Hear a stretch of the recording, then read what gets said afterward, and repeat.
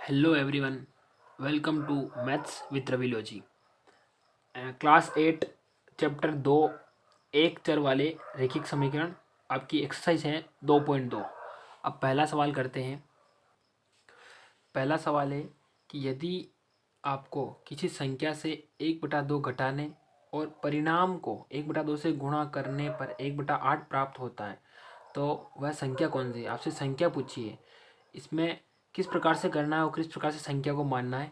चलिए बोर्ड पर चलते हैं और सवाल को अच्छी तरीके से समझते हैं। सबसे पहले अपने को एक संख्या अज्यूम करनी है, माना कि वो संख्या क्या है। तो मैं सिंपल से आपको एक नया तरीका बताता हूँ। आपको सिंपल से ऐसी संख्या माननी है जिससे उस संख्या में कोई फ़र्क ना पड़े। तो मैं मान रहा हूँ कि जैसे वो माना वह संख्या, वह परिमेय संख्या ही पूछी अपने से, तो वह संख्या मान लेते हैं। वह संख्या क्या है? वह संख्या मैं मानता हूँ 1/1 मानता हूँ। देखेंगे आप सवाल को 1/1 करके, क्योंकि ये काफ़ी ईजी तरीका है। अब 1/1 मान लेता हूँ मैं। अब करना क्या है, सबसे पहले करना है आपको 1/1 से, इसमें कहा गया है कि 1/2 घटाने, यानी कि सबसे पहले 1/a से 1/2 घटाने, और फिर लिखा है कि और परिणाम को 1/2 से गुणा करने। अब इसका पहले परिणाम निकालेंगे फिर उसको गुणा करेंगे। तो सबसे पहले परिणाम निकाल लेता हूँ। इसमें क्या करेंगे, 2 लघुत्तम लेंगे, फिर यहाँ पे 1 दूनी 2, तो 2 में से जाएगा माइनस का 1, तो क्या बचा, 2 में से 1 जाता है, कितना बचा है, 1/2 बचता है। अब 1/2 बचता है, इसको कहा गया है कि परिणाम को 1/2 से गुणा करने, इसको मैं 1/2 से गुणा कर रहा हूँ, देख रहे हो आप। तो गुणा करने पर आता है 1/4, 2 दूनी 4 होता है। तो इसमें कहा गया है कि परिणाम 1/2 से गुणा करने पर परिणाम 1/4 प्राप्त नहीं होकर परिणाम प्राप्त होता है 1/8 प्राप्त होता है। तो बताइए वह संख्या कौन सी है। तो जैसा कि अपन जैसा मान रहे हैं 1/1, तो उससे अपने को 1/4 प्राप्त हो रहा है, लेकिन इसके 1/8 आ रहा है। तो अपन क्या करेंगे कि जैसे कि 1/4 है, तो इसको 1/8 कैसे करेंगे, तो 1/2 से गुणा करेंगे, तो संख्या क्या बनेगी, 1/8 बनेगी। तो अपन ने वो संख्या मानी है जो वो है 1/2, यानी कि इसका फाइनली आंसर है 1/2। यानी कि 1/2 एक ऐसी संख्या है जिसको आप 1/2 घटाने और 1/2 से गुणा करने पर 1/8 प्राप्त होता है। यही इसका फाइनली आंसर है, काफ़ी ईजी तरीके से। दूसरा क्वेश्चन है, एक आयताकार तरणताल स्विमिंग पूल की लंबाई उसकी चौड़ाई के दुगने से 2 मीटर अधिक है। यदि इसका परिमाप 154 मीटर है तो इसकी लंबाई व चौड़ाई दोनों ही ज्ञात करनी है अपने को। सिंपल है, करते हैं। सवाल की समरी है सबसे पहले कि लंबाई चौड़ाई के 2 गुने से 2 अधिक है, परिमाप दे रखा है 154 मीटर, तो आपको ज्ञात करना है लंबाई व चौड़ाई।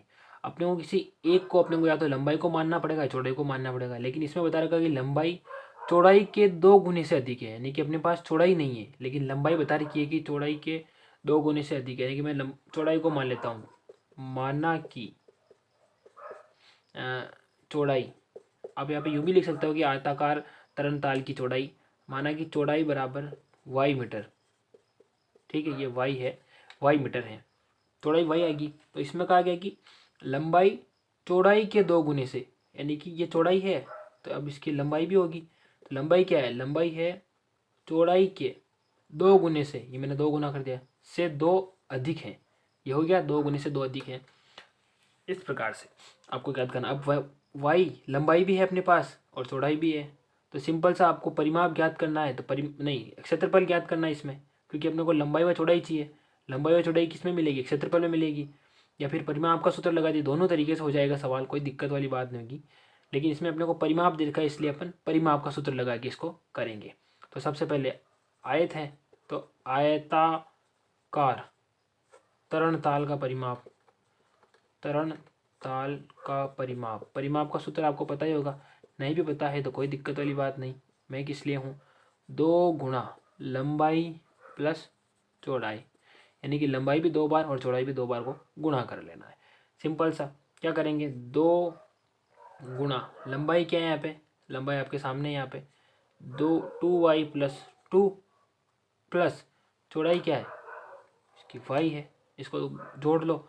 2y यहाँ पे है, एक y यहाँ पे है, कितना होगा, 2 गुणा ये होगा 3y+2।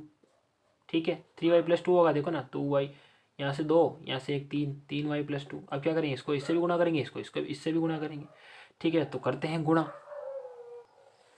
मैं ऊपर लिख देता हूँ इसको कि 2 गुणा 3y+2, और बराबर अपने को परिमाप दे रखा है 154 मीटर, ये परिमाप है और ये परिमाप 154 के बराबर है।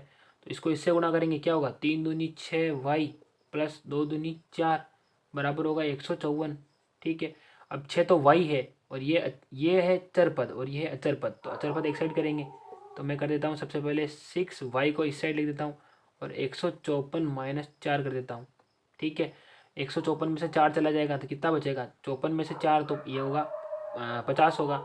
इस प्रकार से लिखेंगे 6y बराबर 150। ठीक है, अब आपको y की वैल्यू निकालनी है, तो मैं नीचे मिटा देता हूँ, आपने लिख लिया होगा, नीचे पूरा मिटा रहा हूँ मैं। इसको करेंगे y इक्वल टू 150, जो गुणे में है वो उसके भाग में चला जाएगा 6। इसको काट लेते हैं, 3 से काट लेते हैं, 3 दूनी 6। ठीक है, और 3 पंजे 15 और सुपर नीचे 2 आ गया, ये आ गया ऊपर 25। ठीक है, तो यानी कि y का मान 25 आ गया और y 25 क्या है, ये चौड़ाई है, चौड़ाई अपने को पता चल गई। अब लंबाई क्या है, तो लंबाई अपने को पता है, लंबाई क्या लिखा था 2 गुने से 2 अधिक, तो y का मान क्या है 25 है, तो इसमें y का मान रख दो। तो 25 को यहाँ इस प्रकार से लिखेंगे 2 गुना 25 प्लस 2, तो 25 को 2 से करो कितना होता है 50 प्लस 2 और जोड़ने हैं, तो इतना होता है ये 52, ये 52 आ गया। 25 तो इसकी चौड़ाई और ये इसकी लंबाई। अब देखो एक ताज्जुब वाली चीज़ बताता हूँ मैं आपको, शानदार वाली। अपने को चौड़ाई भी पता चलेगी और लंबाई भी पता चलेगी और परिमाप दिखा रखा अपने को, तो उसका परिमाप याद कर सकते हैं क्या, वापस से कर सकते हैं, क्योंकि अपने को लंबाई और चौड़ाई दोनों पता चल गई। देखो 25 और 52 याद रखना, तो मैं इसको करके बताता हूँ आपको, आगे काम आएगा आपके। परिमाप का फॉर्मूला होता है 2 गुणा लंबाई प्लस चौड़ाई, तो लंबाई तो है ये 25 और एक है 52 बराबर है 154। ठीक है, 154। देखो यहाँ से गुणा करो, 5 और 2 होता है 7 और 5 और 2 होता है 7 गुणा 2, अगर सही होगा तो अपना आंसर सही आ जाएगा। इसको गुणा करो 77 को 2 से, तो आता है 7 दूनी 14 का 4, हासिल का 1, 7 दूनी 14 और 1 15, 154 मीटर, ये वापस से आ गया। ये करना नहीं आपको, लेकिन मैंने तरीका बताया आगे आपको समझने के लिए।